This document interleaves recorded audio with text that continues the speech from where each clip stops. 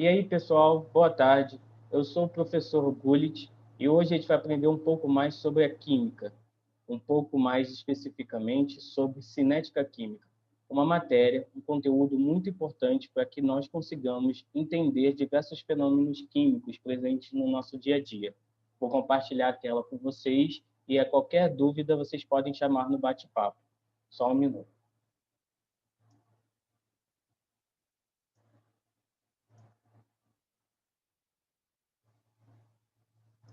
Então, como eu disse, hoje a nossa disciplina vai falar um pouco sobre cinética química.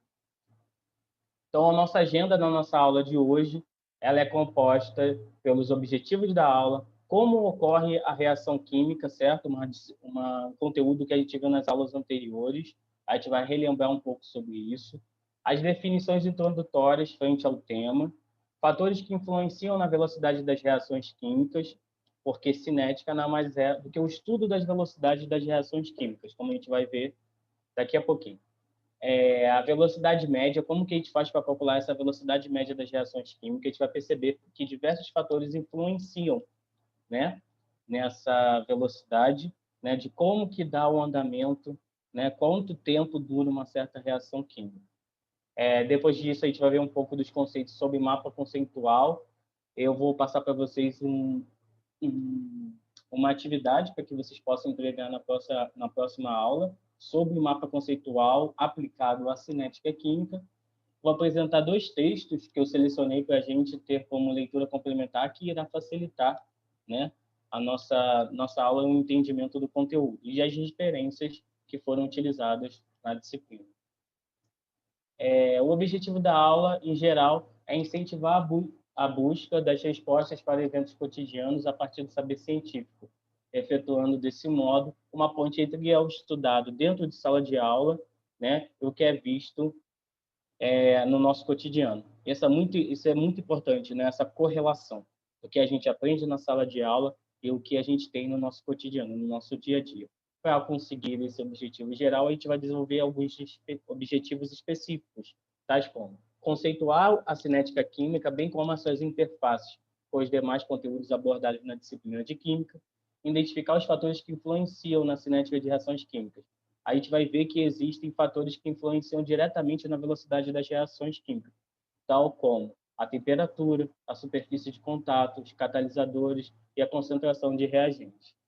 Identificar as aplicações também da cinética química em reações químicas do cotidiano. A gente vai ver alguns fenômenos químicos que têm ação, têm influência direta desses fatores de velocidade, que influenciam a velocidade. Com tudo isso, a gente pretende despertar o interesse do aluno pela investigação, né, pela experimentação, pela compreensão do novo mundo que lhe é apresentado.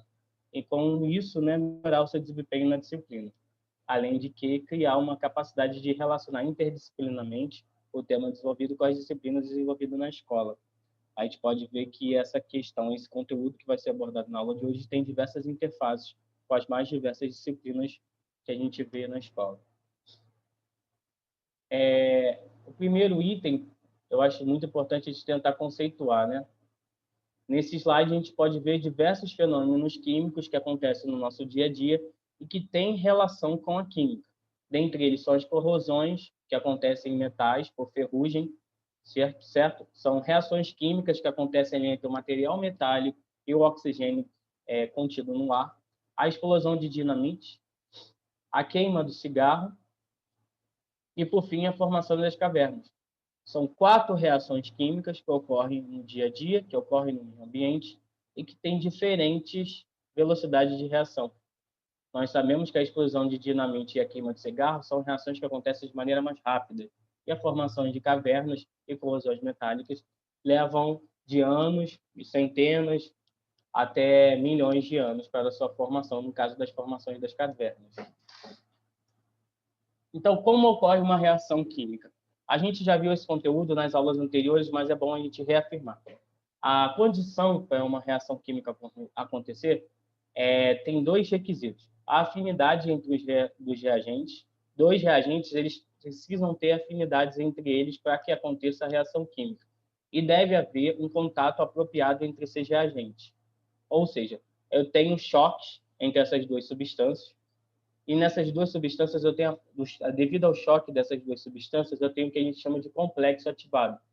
Esse complexo ativado, se ele gera uma energia de ativação relativamente...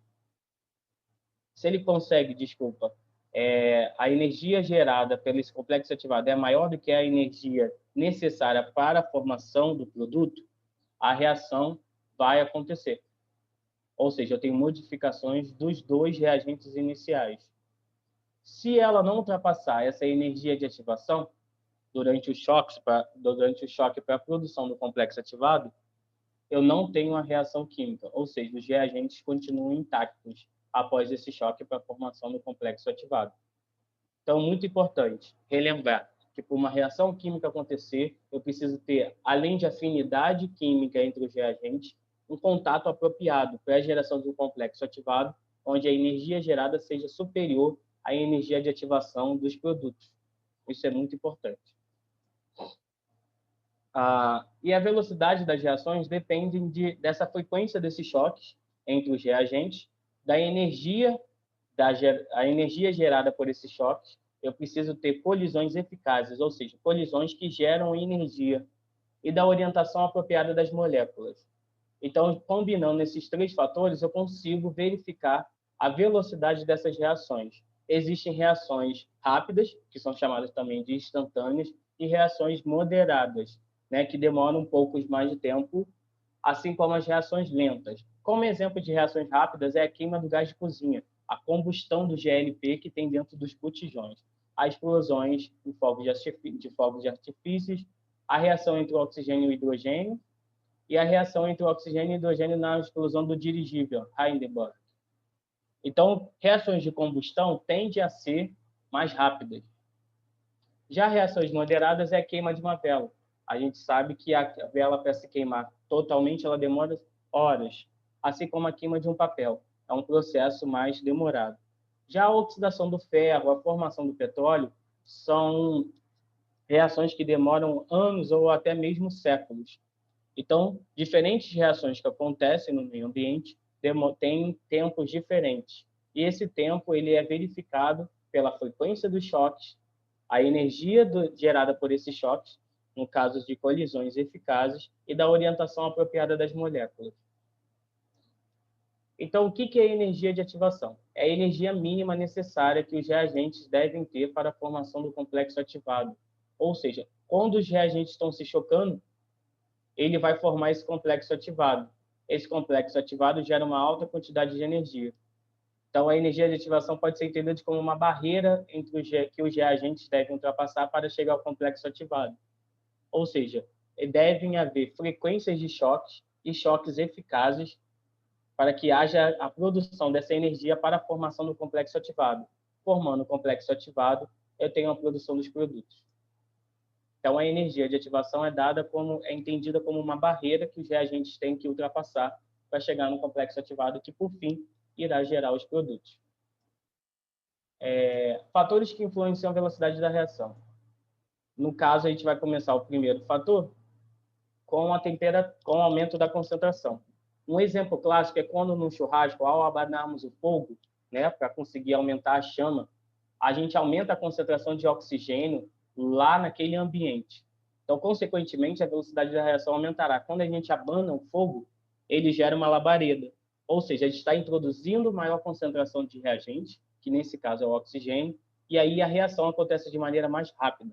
Ou seja, aumentando a concentração de reagente, eu vou aumentar a velocidade de produto, a velocidade da reação para a geração do produto. Ou seja, eu desloco o equilíbrio da reação para a formação dos produtos. Outro fator que influencia a velocidade da reação é a temperatura. Quando colocamos um alimento na geladeira, a gente tem como finalidade conservá-los, aumentar o prazo de validade. Ou seja, ao diminuirmos a temperatura, a gente também diminui a velocidade de reação para a degradação desses alimentos. Ou seja, eu conseguindo controlar a temperatura, eu também controlo a velocidade das reações. Então, ao diminuir a temperatura, eu diminuo a velocidade da reação química.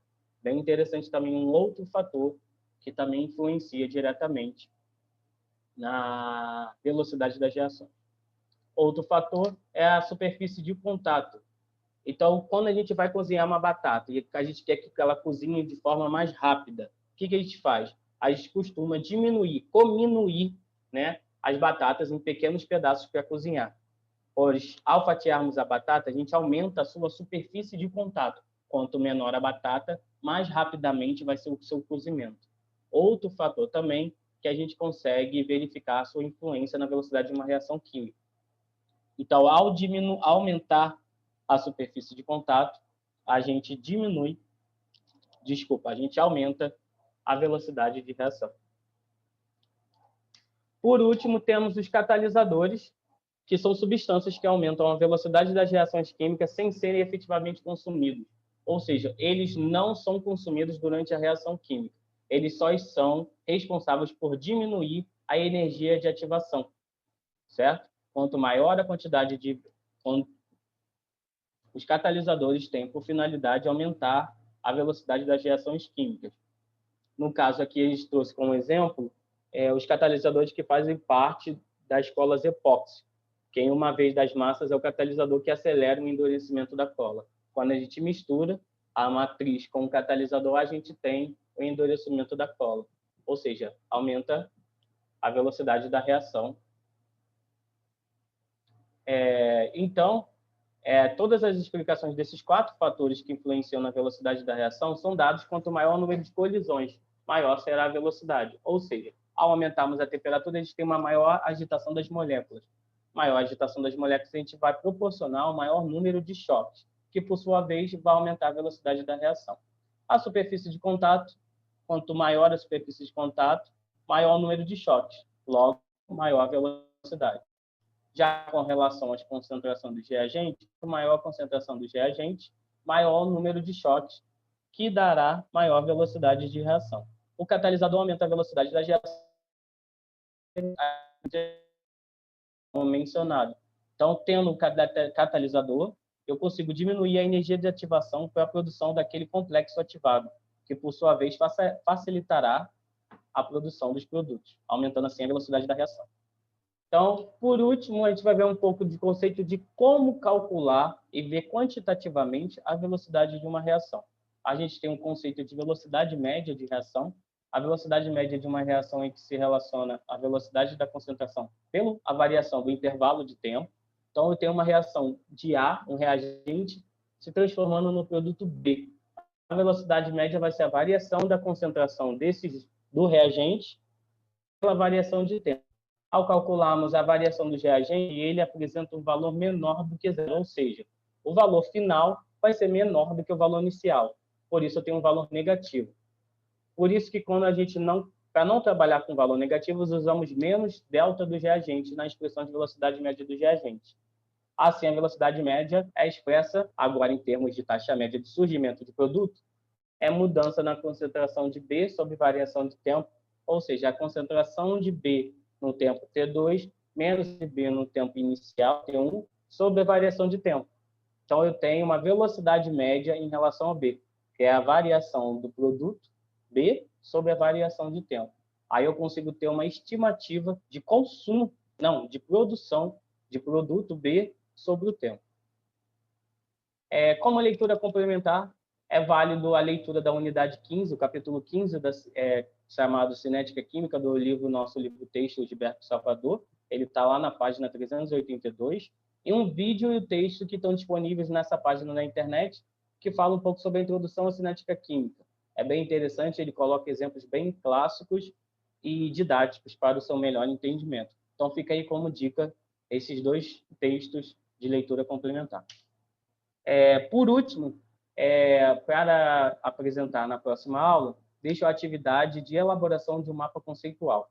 O mapa conceitual é o mapa onde você vai organizar as ideias, os conceitos relacionados ao tema de cinética química e vai mostrar suas interrelações. Por exemplo, a primeira etapa é você selecionar o tema. Nosso tema principal é a cinética química. A gente viu hoje um pouco sobre como acontece uma reação, quais são os fatores que influenciam, que necessitam haver para a promoção de uma reação química, e os fatores que influenciam na velocidade de uma reação, e os conceitos de velocidade média, tanto em relação ao produto como em relação aos reagentes.